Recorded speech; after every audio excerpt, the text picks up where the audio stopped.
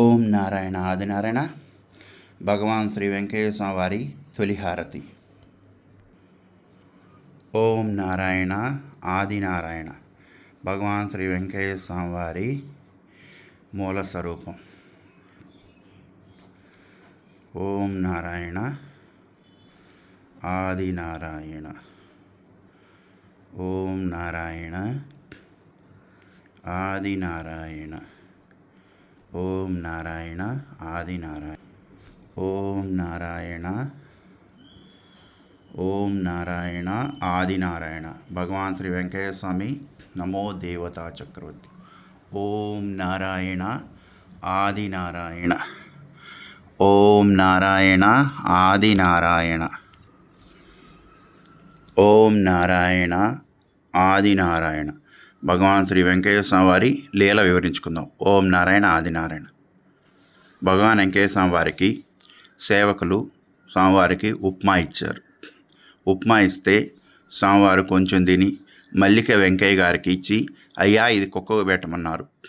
స్వామి చేతుల మీదుగా ఇచ్చారని చెప్పి పరమానందం పొంది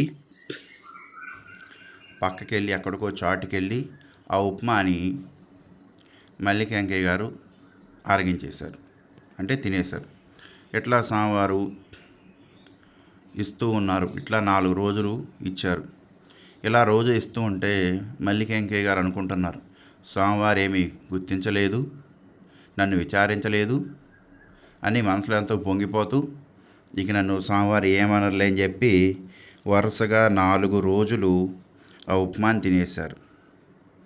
తినేసిన తర్వాత మల్లిక వెంకయ్య గారు స్వామివారి చేతుల మీదకి వచ్చింది, ఇది ప్రసాదంగా భావించాను అని చోటకెళ్ళి తినేస్తూ ఉన్నారు. 5వ రోజు భగవాన్ వెంకయ్య స్వామి వారు మల్లిక వెంకయ్య గారి చేతికి ఉప్మా ఇవ్వకుండా అగ్నిగుండంలో వేసేసారు. తర్వాత వెంకయ్య స్వామి వారు అంటున్నారు, అయ్యో ఇక్కడ కుక్కకు పెట్టమంటే 2 కాళ్ళ కుక్క కాజేస్తుందయ్యా, అందుకనే ఉప్మాని హోంగుండంలో పెట్టేశానన్నారు. ఈ యొక్క హఠాత్ పరిణామానికి, ఆ సందర్భానికి మల్లిక వెంకయ్య గారు నిష్ఠుడైపోయి అలాగే చూస్తుండిపోయారు.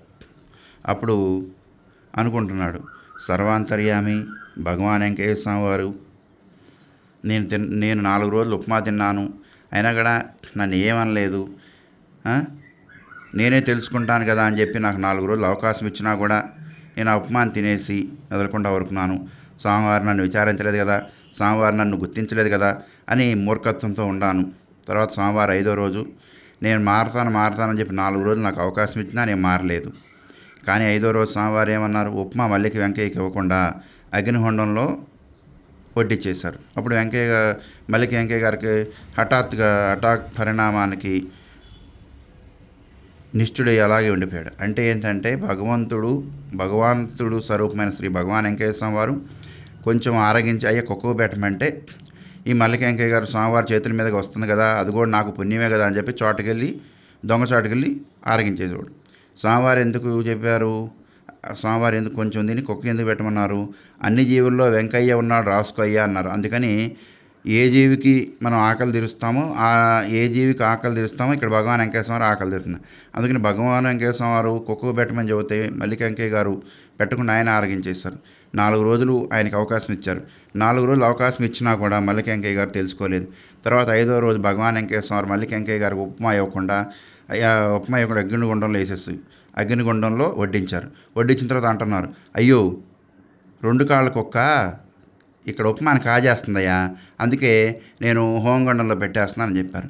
అప్పుడు మల్లిక వెంకయ్య గారు అప్పుడు అనుకుంటున్నారు, సర్వాంతర్యామైనటువంటి భగవాన్ వెంకయ్య స్వామి వారికి తెలియందేముంది, అంతా తెలుసు.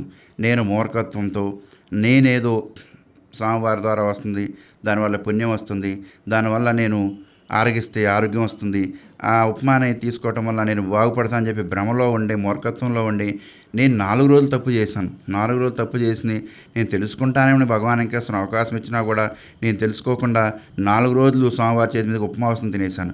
5వ రోజు వెంకయ్య స్వామివారు నా చేతికి ఉప్మా ఇవ్వకుండా హోంగుండంలో వడ్డించేసి, అయ్యా 2 కాళ్ళకు ఒక కాజేస్తుందన్నారు. అప్పుడు నాకు ఆ సందర్భంలో నేను నిష్ఠులైపోయి అట్లాగే చూస్తూ ఉండిపోయాను. అంటే పరమాత్మ స్వరూపుడు భగవాన్ వెంకటేశ్వరకి అంతా తెలుసు, మనం తెలియదని భ్రమలో ఉండొద్దు, స్వామివారు ఏది చెప్తే అది చేసుకోవాలి, స్వామివారు స్వప్న దర్శనం ఇస్తారు, స్వామివారు స్వప్నంలోనే అన్ని రోగాలను కానీ అన్ని సమస్యలు కానీ పరిష్కారం చూపిస్తారు.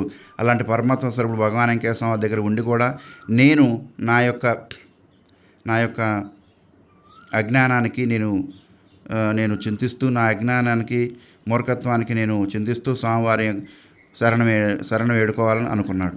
అప్పుడు భగవాన్ వెంకటేశ్వరం, అయ్యా తెలియక చేశావు కదా, ఇక నుంచే జాగ్రత్తగా ఉండని వెంకటేశ్వరం ఆయన దీవించి ఇక నుంచైనా జాగ్రత్తగా సేవ చేసుకోమని స్వామివారు మల్లిక వెంకయ్య గారిని హెచ్చరించినట్లుగా దీవించి ఆయన్ని వృద్ధిలోకి తీసుకొచ్చారు. అందుకని ఎవరం కూడా ఏ పని ఇంట్లో పెద్దవాళ్ళు చేయమంటున్నారో ఆ పనే పిల్లలు చేయాలి. అందుకని పెద్దవాళ్ళు చెప్పినట్టుగా పిల్లలు వినాలి. అలా ఉంటేనే ఆ ఇల్లు, ఆ కుటుంబం, పిల్లలు, కుటుంబం, సంసారం అంతా బాగుంటుంది. ఈ లీల ద్వారా తప్పులు చేసినా ఎలా దిద్దుకోవాలో పరమాత్మ స్వరూపుడు శ్రీ భగవాన్ వెంకటేశ్వర ఇక్కడ చూపించారు. అందుకని అందరం ఆచరిద్దాం, భగవాన్ వెంకటేశ్వర యొక్క మార్గంలో పయనిద్దాం. ఓం నారాయణ ఆదినారాయణ. భగవాన్ శ్రీ వెంకటేశ్వర అభయ వైకుంఠాశ్రమంలో తొలిహారతి అనంతరం, హోమం అనంతరం స్వామివారి మూల విరాట్ స్వరూపంతో వీడియో పెడుతున్నాం. అట్లాగే సంగంజాలముడు భగవాన్ అభయ వైకుంఠాశ్రమంలో ప్రతి శనివారం అన్నదాన కార్యక్రమం జరుగుతుంది, హోమం జరుగుతుంది, సత్సంగం జరుగుతుంది, భజన జరుగుతుంది. అట్లాగే భగవాన్ వెంకటేశ్వర వారిని దర్శించండి. తెనాలి నుండి సంగంజాలముడు గ్రామం 7 కిలోమీటర్లు, తెనాలి నుండి గుంటూరు వైపు వెళ్ళే మార్గంలో సంగంజాలము గ్రామం ఉంది. ఆ గ్రామంలో భగవాన్ శ్రీ వెంకటేశ్వర అభయ వైకుంఠాశ్రమంలో భగవాన్ శ్రీ వెంకటేశ్వరం దర్శించండి. స్వామివారి యొక్క సంపూర్ణ అనుగ్రహాన్ని పొందండి. ఓం నారాయణ ఆదినారాయణ, ఓం నారాయణ ఆదినారాయణ, ఓం నారాయణ ఆదినారాయణ, ఓం నారాయణ ఆదినారాయణ, ఓం నారాయణ ఆదినారాయణ. మీ గంగాధర స్వామి.